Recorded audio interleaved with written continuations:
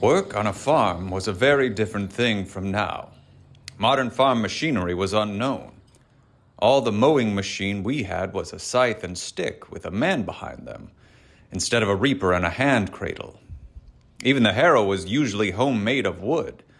I have seen men cutting grain with a sickle and implement shaped like a border hook or knife. Haying and harvest was a strenuous time for us, all work and very little time for play.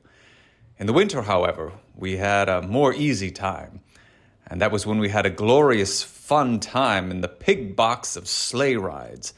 5 or 6 couples all together in one big box sleigh. 2 and sometimes 4 horses, and as many strings of bells as the boys could furnish. Then for Goshen, Chester, Florida, and often Vernon, New Jersey, and a hot oyster supper.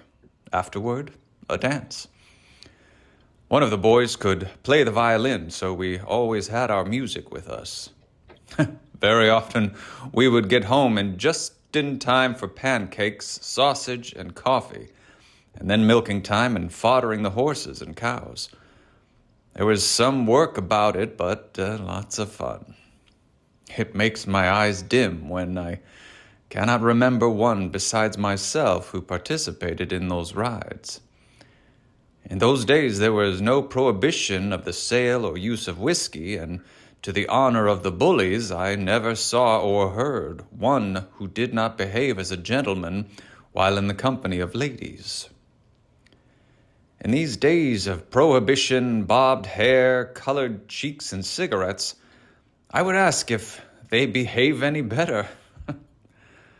Come the fall of the year, we had apple cuts, small parties of intimate friends who would gather at one of several homes and peel and cut apples for drying, and after a good supper, have a little home dance.